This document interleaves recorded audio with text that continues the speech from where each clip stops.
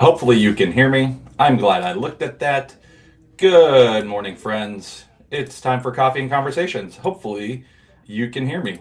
Let me know if you can't. I think all the buttons are correctly pushed. Ooh, this is fancy. Now this program I use to do these, uh, the mm, that guy, StreamYard, it's a website that allows me to do this and put up all these fancy things. It now has a little microphone in the bottom left-hand corner that tells me if I'm speaking. Oh, glorious. How wonderful. Now I won't inadvertently talk to you all for 20 minutes without actually being able to be heard. So I just need to remember to look at it. I wonder how long that's been there. Okay, I'm going to stop squirreling us. We've got Easter coming up, and so we want you to be praying about, considering, thinking about who you're going to invite to Easter that morning. It is April 6th, 5th. April 5th is Easter. Plan to invite someone. They actually say that right now, one of the most powerful evangelistic tools we have is, I'm going to church. Would you like to come with me? And Easter is the perfect opportunity. It's going to be a great time together. So plan to invite someone, but then also come with them, save a seat for them, meet them at the door. Let's do our job to welcome and encourage people and invite them in. So maybe consider sitting more towards the front too, as we know that sometimes when you're going somewhere new, you might run late. So plan to invite someone. And then also we're going to have the Easter brunch afterwards, and we'll have more information about that on Sunday, which also this Sunday is we're kicking off an outreach clothing drive, which we shared about in the announcements this past Sunday, and you hopefully got an email about it yesterday. Caleb Sika works with Union Gospel Mission, and they go out and hand out clothes to the homeless. And so he asked if we could do a clothing drive to help support that effort, and we would love to support him in that as he seeks to minister to those in need. And we're hoping that this is something that we will do this time and kind of whet our appetite. And maybe we'll do a clothing drive for people here in Kent in the fall. So we would love for you to bring clothes on Sunday for that. And there's details in the email that you got yesterday. And then with those things, we have men's breakfast on Saturday. Ladies, let your men know. We would love for them to come. And then also there's a sound deadening project, which is continuing to go on. We really need help this weekend because we're going to put up some room dividers that we've had already, but we had to take them down and now putting them back up, and they are heavy. They're not light. They are beastly. And so we need help hanging them back up. So please plan to stay and help or come and help with that. And really, we need help every week until we're done. This is not, we've made fantastic progress. It's going awesome, but we're not done yet. And we've got a ways to go. And we need kind of everyone who is able to chip in. So please consider helping. Please let John and Jay know how you can help. Plan to come do work depending on your schedule. You can come during the week. They've been doing stuff during the week. Like right now, there's some guys downstairs working on stuff, painting the ceiling in one of the rooms. And so we kind of need help until this is finished, and we don't want it to languish. So please consider helping and encourage others to participate. Okay, that's what we got by way of announcements. What I want us to think about, should that be a duck?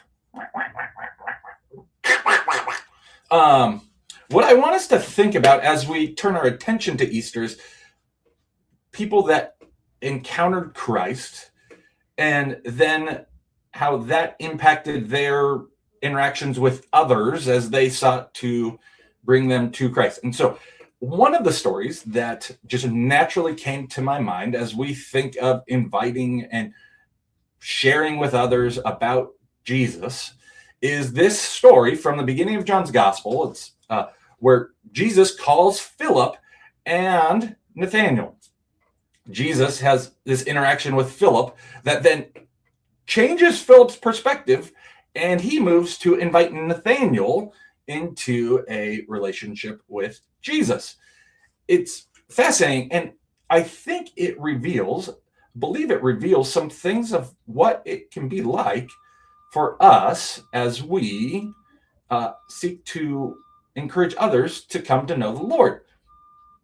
And that's what I want us to consider over the next few weeks. We've got, I think, about 4 Thursdays before Easter. And so we will look at just a variety of those between now and then. This one, Jesus was baptized by John, and John declared to his disciples, "Behold, the Lamb of God who takes away the sins of the world." That's earlier in the chapter. And Jesus interacts with Andrew, and Andrew goes to tell Peter, and Peter and Andrew begin to follow Jesus, and they follow him.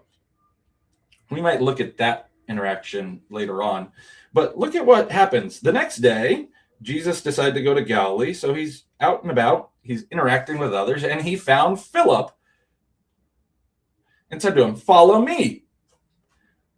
Jesus extends the call to Philip, a call that we have all experienced if we are followers of Jesus. We are Christians. We are followers of Jesus. The Christian life is not just a cognitive assent, but it is a proactive, life-changing perspective. It's a proactive, life-changing event. It is something that continues on. So I was struggling for the right word to use, and it wouldn't come to me. So Jesus says, "Follow me."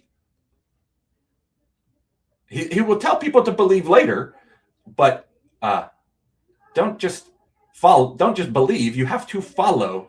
The Christian life is one of apprenticeship. It is apprenticing under Jesus. The disciples were apprentices under Jesus. If we are Christians, if we are believers, it's not just about belief. It is also about action, follow through, doing. James, Jesus' brother, told us in his letter that we need to have our faith shown through works. That's following. And so Philip responds to Jesus' call, and Philip began to follow him. Now, Philip was from Bethsaida, the city of Andrew and Peter. These men are from the same area, the same town. They would have known each other. These cities were not mega metropolises. They have like 1,000 people, maybe. You wouldn't. Peter and Andrew would know who Philip is, and Philip would know who Peter and Andrew were. They were. It's like being in high school together in a small town. Everyone knows each other. So Philip has probably gotten word of who Jesus is, and he might know that some of these guys were hanging out with John the Baptist, and Jesus is in the vicinity. Philip has come to know who Jesus is. And then Philip, what does he do? He went and found Nathanael and said to him, "We have found him of whom Moses in the law and also the prophets wrote, Jesus of Nazareth, the son of Joseph." Philip understands that Jesus was prophesied about, that Jesus was told about, that he was the one to come.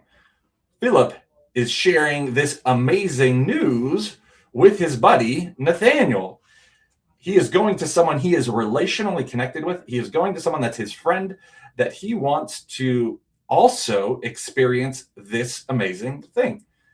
When we encounter Jesus and we have a relationship with him and he transforms our lives, something dramatic changes, and it's something we should desire others to experience as well.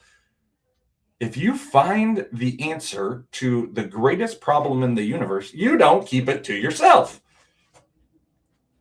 For Philip, Nathaniel, Andrew, Peter, John, James, Matthew, later on Thomas, all these men, when they encountered Jesus for the first time, when they encountered Jesus, it dramatically changed them. Now, did they get it all right at once? No, they had plenty of mistakes. They had to grow in their understanding. But look at what Philip does. He goes and gets Nathaniel and he says, look, we've found the one to come. We've found the Messiah. Come see him. And Nathaniel asked this question of, can anything good come out of Nazareth? It's like, that's the other side of the tracks. That's the podunk. That's the area that nothing important comes from. What good can come out of Nazareth? Being from California, there were certain places that you would say, could anything good come from there? That was kind of the demeanor that people look down upon that area.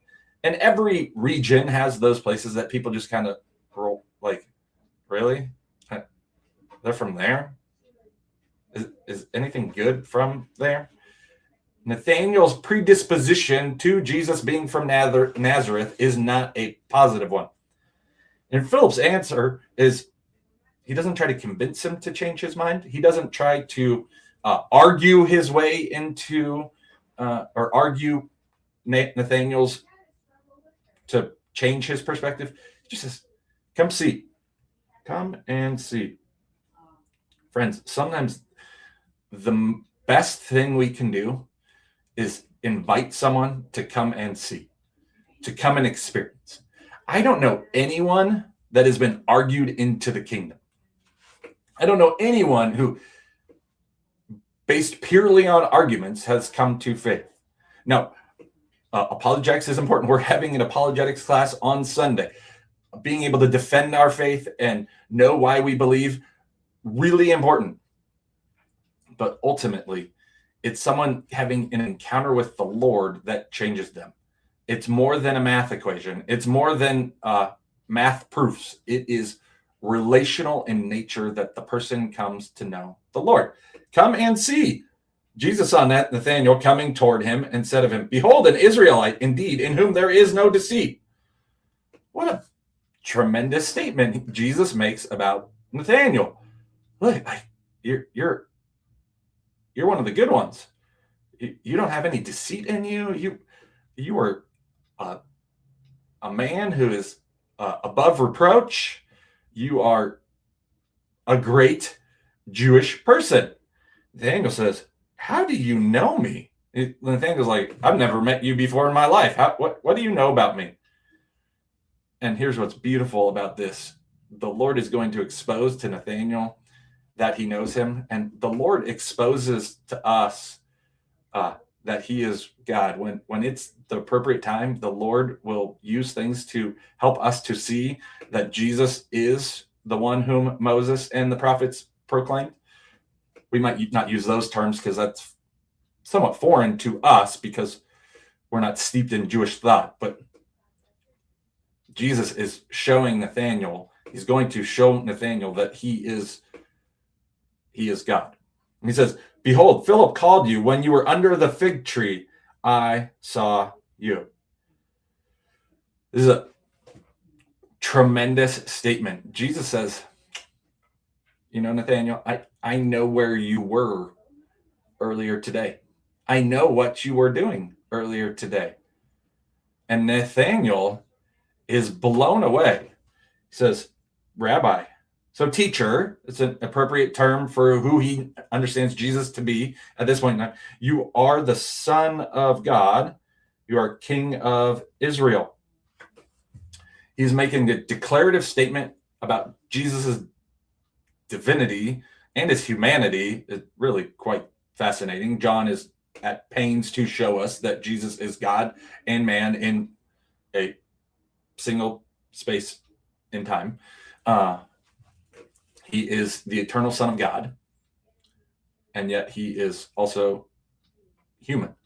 He took on flesh. He says, Nathaniel, earlier today, you were under a fig tree. Now, from what I've been told, if I remember my studies correctly, to go under a fig tree, this is where people would kind of go meet with God. They would go to pray under the fig tree. It would kind of hang over them, and it would provide a kind of a private spot. If they wanted to go privately pray and meet with God, that's where they would go and do those things. So Jesus is pointing out to Nathaniel, hey, when you were doing your morning devotion, I saw you. Whoa. Like, how did you know I was doing that? How did you know I did that earlier? Oh, I get who you are.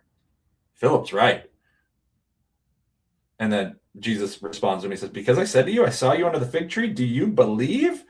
Again, this is John's refrain that John wants us to understand that belief is the point, but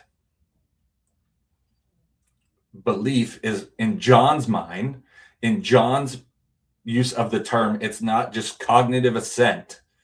Belief is comprehending a truth that moves to action.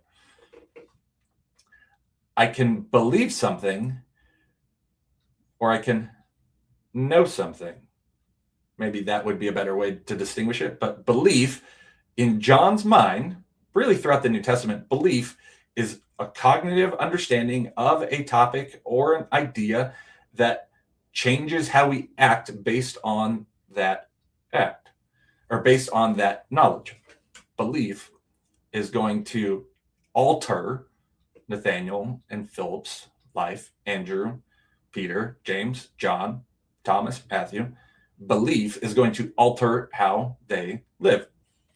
Jesus says, you will see greater things than these. He said, no, truly, truly, I say to you, you will see heaven opened, the angels of God ascending and descending on the Son of Man. Nathaniel, you are going to see and comprehend and be amazed at what God can do. Nathaniel, your life is going to be radically altered. Friends, as we think about Easter, as we consider those that we want to invite to come and see, we can be praying that they would have a similar experience to what Nathaniel did. That as we invite them and prayerfully, Lord willing, they respond to that invitation, they come and see, and they have a radical, life-changing encounter with Christ that causes them to believe and transforms everything from that day forward. Who are you praying for? Who are you hoping would be like Nathaniel this year? Who are you going to be and act like Philip with? Who is that person that you are going to invite and say, Lord, please bring this person? Ask the Lord, who should I be praying for and inviting to come to hear and see, or hear and about Jesus? Who in your life do you want that you see on a regular basis that could actually show up? Like, it's great for you to pray for your family members that live in other states or far away. They can't come. You want them to know the Lord. Fantastic thing to be praying for. But who's someone in your life, in your sphere, the spider web that's here, that you could invite to come and see? Pray for them. Pray that they would have an open heart, and that even if they have the attitude that Nathaniel had, like, does anything good come from that? Just come and see. Pray that they would have an open heart, open mind, and that as they come and hear the good news of Jesus and are invited to see Jesus on Easter, that they would respond to that call and come, and they would be astounded and believe in Jesus. Friends, I hope that you've got someone on your mind, and I hope you're praying for them. I hope you've been getting those prayer requests each day based on the verses that have we're sending out to be praying for that person. Let me know who it is so I can pray with you for them. We want these people to come and hear the good news of Jesus and believe, because, friends, there is no other name by which man can be saved but by the name of Jesus. So let me know who you are praying for. Let me know who you are planning to invite, and I will join you in lifting them up to the Lord. Let's be a people this year who invite others to come and see Jesus. All right, friends, I will see you this weekend, and I hope you have a great rest of your